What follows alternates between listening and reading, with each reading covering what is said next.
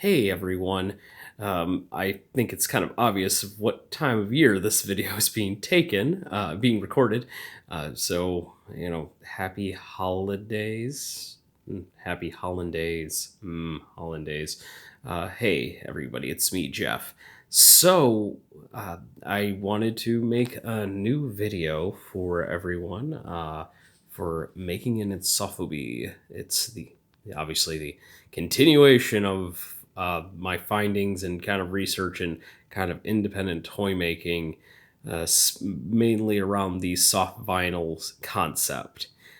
Before we get into it, I think I do need to establish a major elephant in the room since it is December 2019. As I'm recording this, and unfortunately, I'll probably be dating myself when I do this.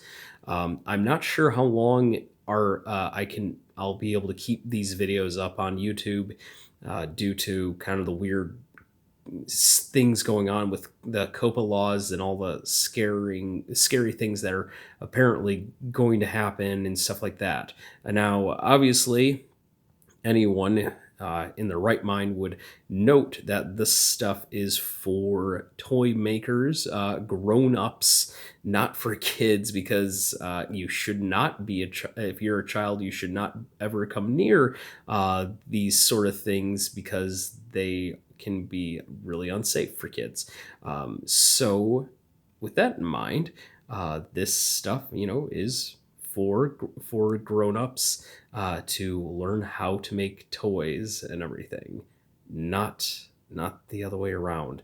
I mean, anyone in the right mind would understand that, but unfortunately, we kind of live in this kind of crazy world that anything can happen.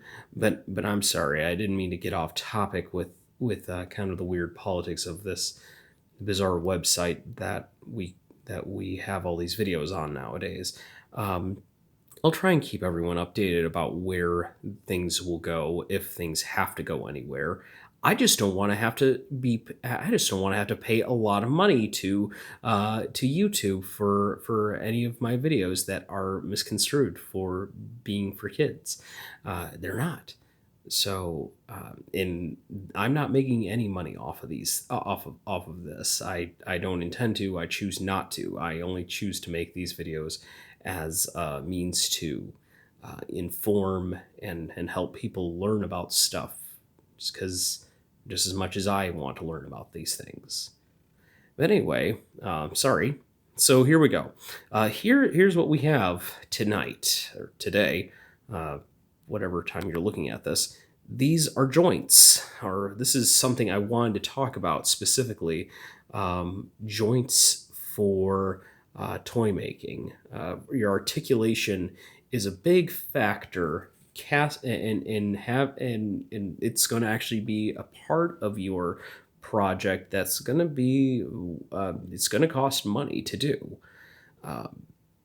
Now, with my situation, I was able to finagle a way to actually get these made on my own.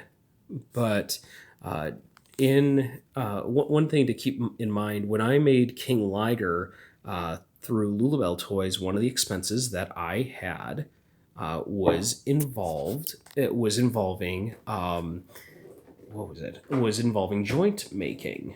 And jointing was one of the expenses that was on my invoice. It depend, and of course, depending on how many articulation points you have, the more money it could actually possibly cost you. Now, there is a justification for that because the process can be kind of hard to do, and it's something that you just have to make sure you are aware of. But unless you happen to have some certain set of abilities or skills and opportunities like I might have had. So these pieces are made from aluminum. I actually made them myself. I originally designed them in Fusion 360. That's one thing you can do if you happen to have access to like 3D printing. That is a medium that you could actually look into doing. Just be sure that you kind of clean up the steps that would be on a 3D print model.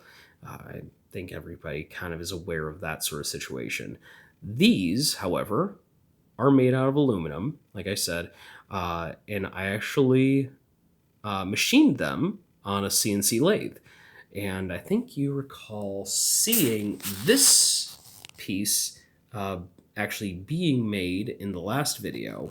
The reason I'm not using this one is because they're actually it was the original set. They actually don't match up in diameters. Like this size is too much. It's too small for this size. It would just fall in. If this was the male end and that's the female end, it would just fall in, and that would be it. So I redid it. I made a new set of pieces. This diameter matches this diameter. It's important that the male end, the front diameter matches the front of the female diameter, so it has a means of, popping in. First of all, being able to set. And then it kind of becomes bulbous at the end of it, right, like here. So just to kind of put in perspective, that's what you're looking at, right? If you look at my thumb, that's where the part that will connect to your toy will be, and it'll go from there. And where you see this groove right here, that's actually when the piece is casted. That's where you'll end up making your cut, and all that will be left is just this part of the joint, and this part will just be excess plastic. This part is the smaller diameter right here is going to attach to your female side of it, and when you actually take this out, you'll just cut this part off. This whole part will just cut off.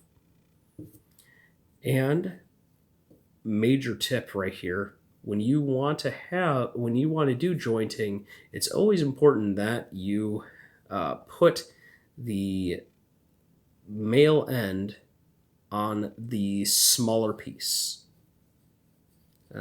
Just because, let's face it, there's not enough room to put all that in the opposite direction into this. So there we go. We'll just this is how they would be, how you would mold them, like this. And this is you would mold it like this when you make your wax dummies.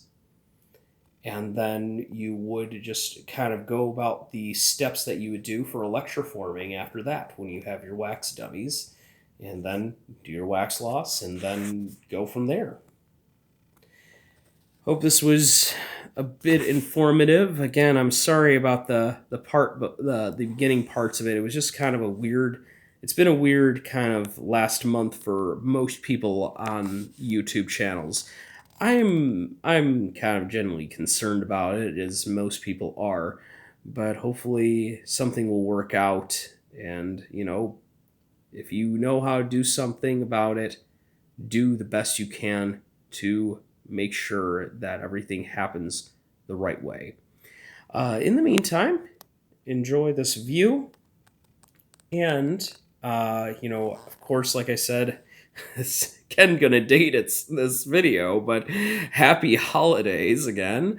I hope this was a gift that will hopefully keep giving for you guys.